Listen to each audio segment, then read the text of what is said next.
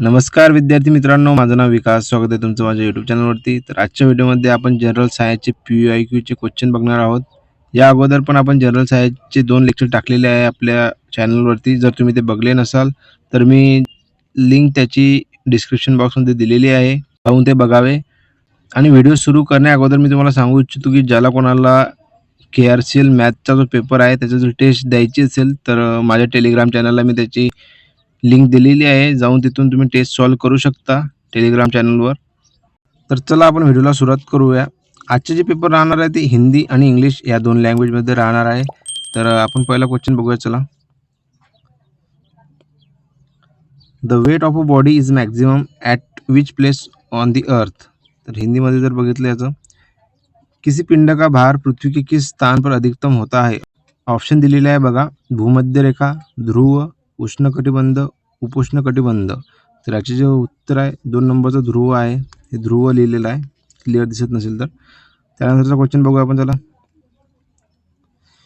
If a bulb uses energy 100 joule and remains switch on for 20 second then what is the power consume by the bulb. Power किती consume केली ते सांगायचं आपल्याला. येते हिंदीमध्ये बघा आपण. यदि एक बल्ब 100 जूल विद्युत ऊर्जा का उपयोग करता है, यदि एक बल्ब 100 जूल विद्युत ऊर्जा का उपयोग करता है, 20 सेकंड तक स्विच ऑन रहता है, तो बल्ब द्वारा कितनी विद्युत ऊर्जा खपत की गई है. तर याचे जे उत्तर आहे 5 वॅट. हे राईट राहणार आहे 4 नंबरचा ऑप्शन 5 वॅट म्हणून. त्यानंतरचा क्वेश्चन बघूया आपण. What are the characteristics of the image form by a plane mirror. जर हिंदीमध्ये बघितलं तर समतल दर्पण से बनने वाली छवि के अभिलक्षण क्या है. तर याचे उत्तर आहे समान आकार, ऊर्ध्वाधर, पार्श्वीय रूप से उलटा, आभासी. हे 1 नंबरचं याचं उत्तर राहणार आहे. त्यानंतर क्वेश्चन बघूया आपण. चला. If the length of a wire is double by how much will the ammeter reading decrease. म्हणजेच की यदि किसी तार की लंबाई को 2 गुनी कर दिया जाए तो एमीटर की रीडिंग में कितनी कमी होंगी. तर याचं उत्तर जे आहे त्याचं उत्तर राहणार आहे आधी म्हणून राहणार आहे. आधी रीडिंग राहणार आहे म्हणून. त्यानंतरचा क्वेश्चन बघूया आपण. त्याला. How many atoms of oxygen are present in 60 g of oxygen. Oxygen के 60 g में ऑक्सीजन के कितने परमाणु होते हैं. तर याचं जो ऑप्शन आहे 2 नंबरचं 6.022 इंटू 10⁻23. 2 नंबरचं ऑप्शन राईट राहणार आहे. त्यानंतरचा क्वेश्चन बघूया. चला. इथे आपल्याला विचारलेलं आहे व्हॉट इज एक्सोथेर्मिक रिॲक्शन, म्हणजेच उष्माक्षेपी अभिक्रिया क्या है. त्याचं उत्तर जे आहे 2 नंबरचा यह ऐसी अभिक्रिया है जिसमें उष्मा उत्पन्न होती है. त्यानंतरचा क्वेश्चन बघूया आपण. चला. Which of the following is an olfactory indicator. तर याचं उत्तर बघूया आपण.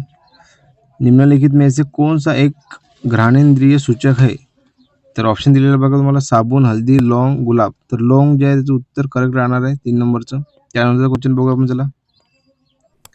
What is the common name of sodium bicarbonate. Sodium bicarbonate का सामान्य नाम क्या आहे हे आपल्याला सांगायचं आहे. तर त्याला बेकिंग सोडा म्हणून पण ओळखलं जातं, सामान्य नावानं बेकिंग सोडा. त्यानंतर क्वेश्चन बघूया आपण. त्याला. Which is the largest group of animals among the following. निम्नलिखित में से जंतुओं का सबसे बड़ा समूह कौन सा है. तर हे आपल्याला सांगायचं ऑर्थोपोडा हा आहे सर्वात मोठा समूह. त्यानंतरचा क्वेश्चन बघूया आपण. चला. Which of the following reproduce by spore formation. निम्नलिखित में से कौन सा बीजाणु निर्माण करके प्रजनन करता है. तर याचं जे आन्सर राहणार आहे ते राइजोपस. 3 नंबरचा आन्सर करेक्ट राहणार आहे. आता नेक्स्ट क्वेश्चन बघूया आपण. चला. If an object is stationary then which of the following force is acting on it. यदि कोई वस्तु स्थिर है तो उस पर निम्नलिखित में से कौन सा बल कार्य कर रहा है हे आपल्याला सांगायचं आहे. त्याचं ऑप्शन दिलेलं आहे संवेग, आवेग, त्वरण, भार. त्याचं उत्तर राहणार आहे भार. त्यानंतरचा क्वेश्चन बघूया आपण. चला. If the velocity of body become 2 times its initial velocity then by how many time will its kinetic energy increase.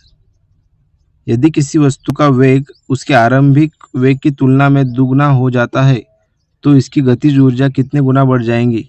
तर इथं ऑप्शन दिलेलं बघा 2, 3, 4, 5. तर 4 जे आहे हे राईट आन्सर असणार आहे.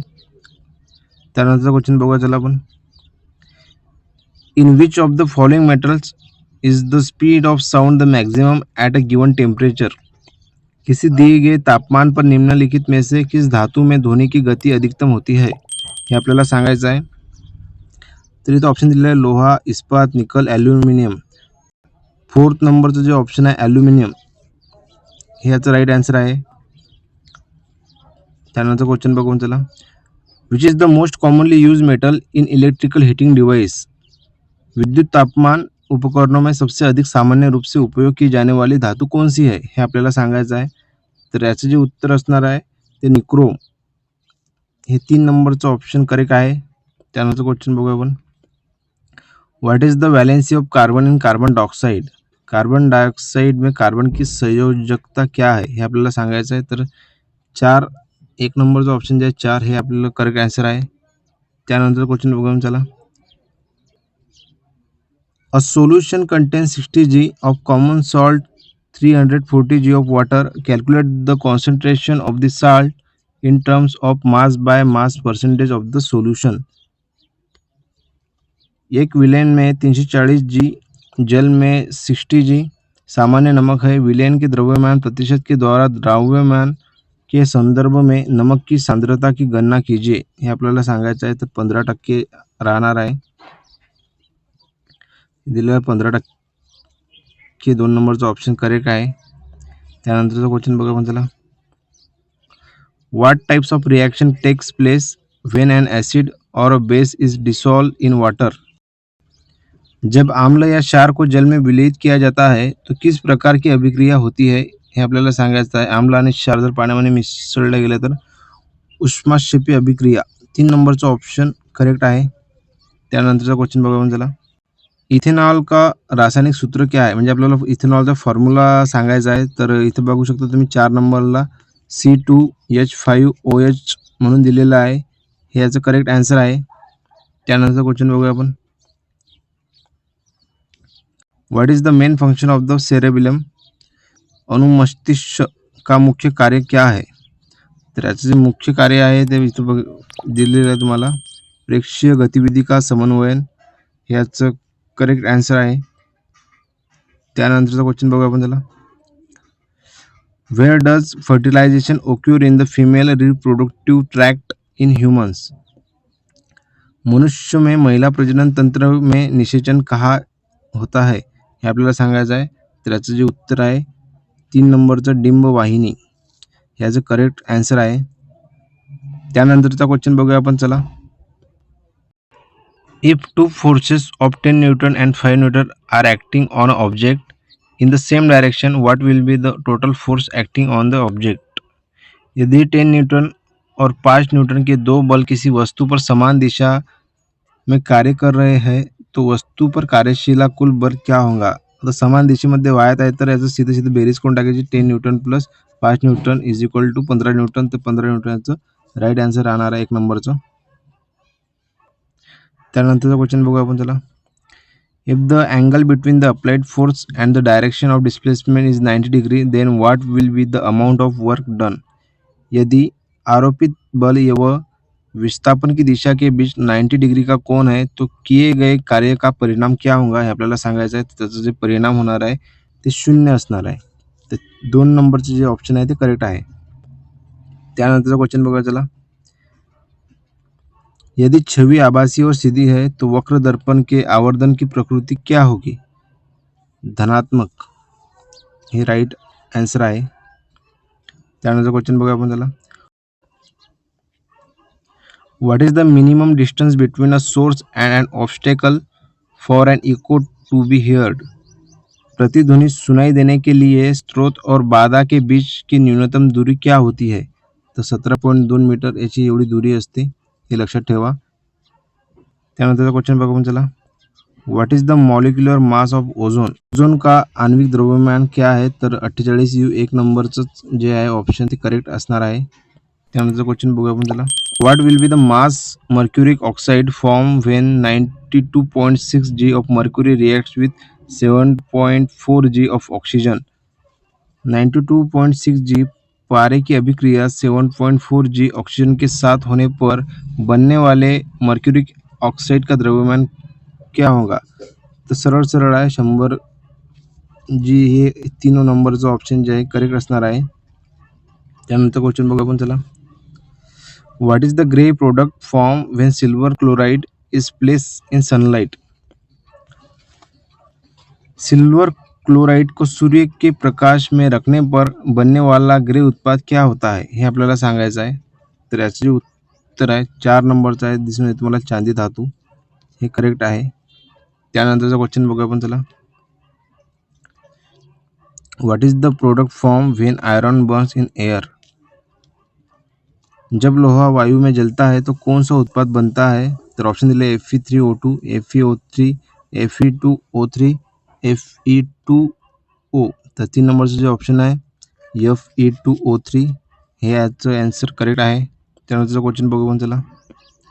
What can the maximum length of individual nerve call be? एकल तांत्रिका कोशिका की अधिकतम लंबाई क्या हो सकती है हे आपल्याला सांगायचं आहे. तर त्याची जी लांबी असू शकते ती 100 सेंटीमीटर हे आहे. Correct answer 4 number.